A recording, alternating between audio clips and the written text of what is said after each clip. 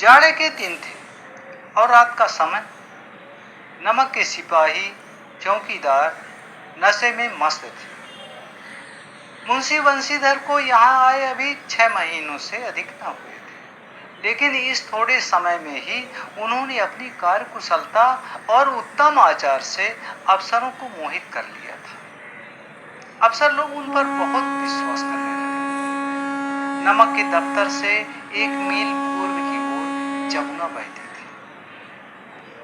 उस पर नावों का एक पुल बना हुआ था। दरोगा जी किवाड़ बंद किए मीठी नींद से सो रहे थे।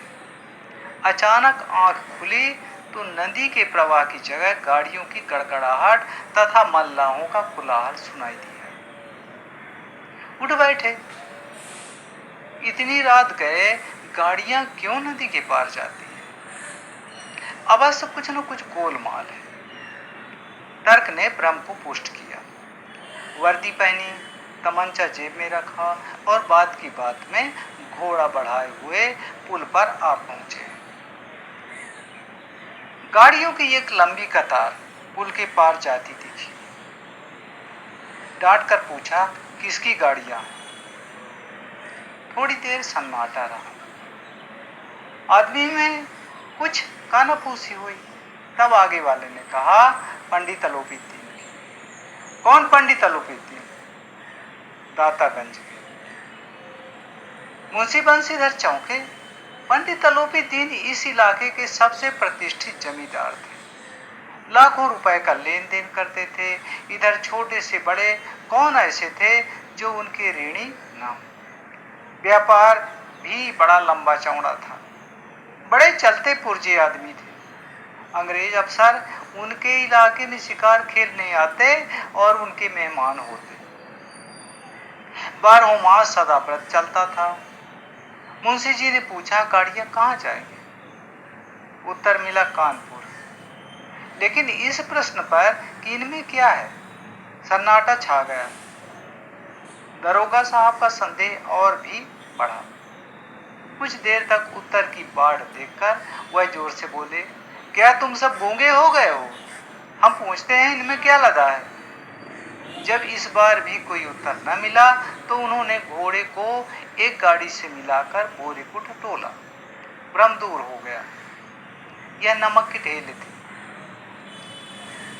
पंडित अलोपीदीन अपने सजीले रथ पर सवार कुछ सोते कुछ जागते चले आते थे। अचानक कई गाड़ी वालों ने घबराए हुए आकर जगाया और बोले, महाराज, दरोगा ने गाड़ियां रोक दी है और घाट पर खड़े आपको बुलाते हैं। पंडित अलोपीदीन का लक्ष्मी पर अखंड विश्वास था। वह कहा करते थे कि संसार का तो कहना ही क्या, स्वर्ग में भी लक्ष्मी का ही राज्य है। उनका यह कहना यथार्थ ही था। न्याय और नीति सब लक्ष्मी के ही खिलौने हैं। इन्हें वह जैसे चाहती है नचाती है। लेटे ही लेटे गर्व से बोले, चलो हम आते हैं। यह कहकर पंडित जी ने बड़ी निश्चिंतता से पान के बीड़े लगाकर खाए। फिर लिहाफ ओढ़े हुए दारोगा के पास आकर बोले, बाबूजी, आशीर्वाद। कहिए, हमसे ऐसा कौन सा अपराध हुआ कि गाड़ियां रोक दी गई? हम ब्राह्मणों पर तो आपकी कृपा दृष्टि रहनी चाहिए। वंशीधर रुखाई से बोले, सरकारी हुक्म। पंडित अलोपीदीन ने हंसकर कहा, हम सरकारी हुक्म को नहीं जानते और न सरकार को। हमारी सरकार तो आप ही हैं। हमारा और आपका तो घर का मामला है। हम कभी आपसे बाहर हो सकते हैं? आपने व्यर्थ का कष्ट उठाया। यह हो नहीं सकता कि इधर से जाएं और इस घाट के देवता को भेंट न चढ़ावें। मैं तो आपकी सेवा में स्वयं ही आ रहा था। वंशीधर पर ऐश्वर्य की मोहनी वंशी का कुछ प्रभाव न पड़ा। ईमानदारी की नई उमंग थी। कड़क कर बोले, हम उन नमक हरामों में नहीं हैं जो कौड़ियों पर अपना ईमान बेचते फिरते हैं। आप इस समय हिरासत में हैं। आपका कायदे के अनुसार चालान होगा। बस मुझे अधिक बातों की फुर्सत नहीं है। जमादार बदलू सिंह, तुम इन्हें हिरासत में ले चलो, मैं हुक्म देता हूँ।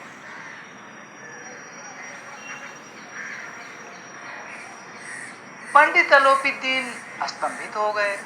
गाड़ी वाहनों में हलचल मच गई। पंडित जी के जीवन में कदाचित यह पहला ही अवसर था कि पंडित जी को यह ऐसी कठोर बातें सुननी पड़ी।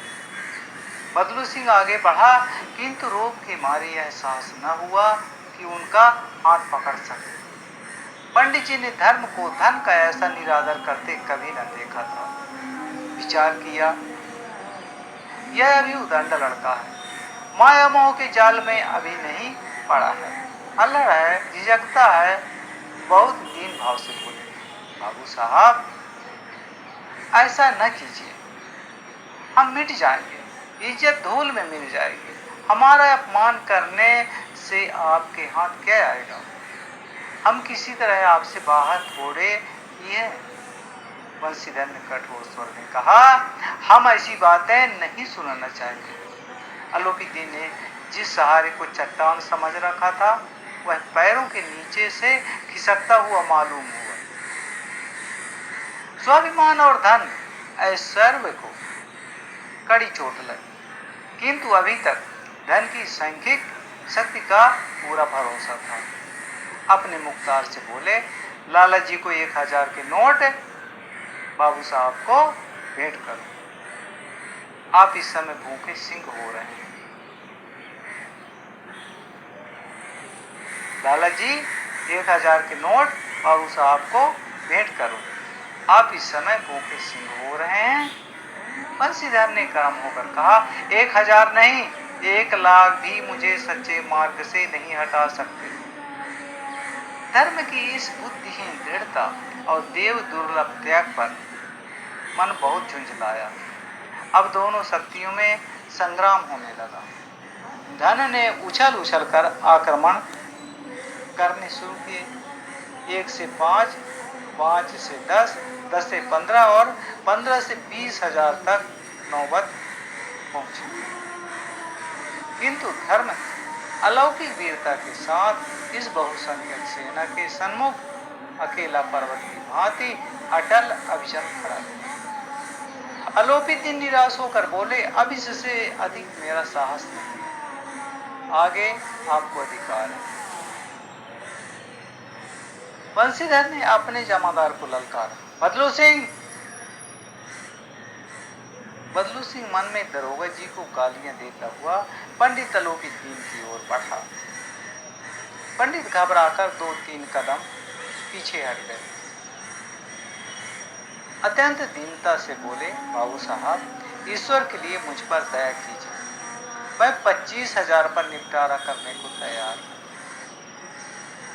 असंभव बात है, 30,000 पर किसी तरह भी संभव नहीं। क्या 40,000 पर भी नहीं?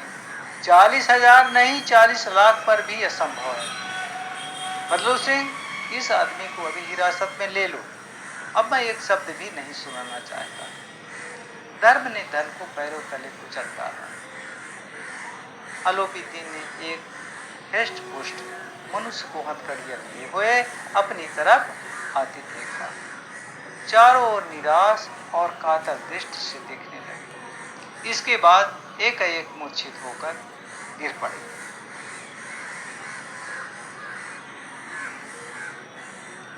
हमारे प्यारे मित्र, यदि ये कहानी आपको अच्छा लगा हो तो आप लाइक करिए, कमेंट करिए और सब्सक्राइब करिए। यह पहला भाग है, दूसरा भाग आगे वीडियो में सुनिएगा।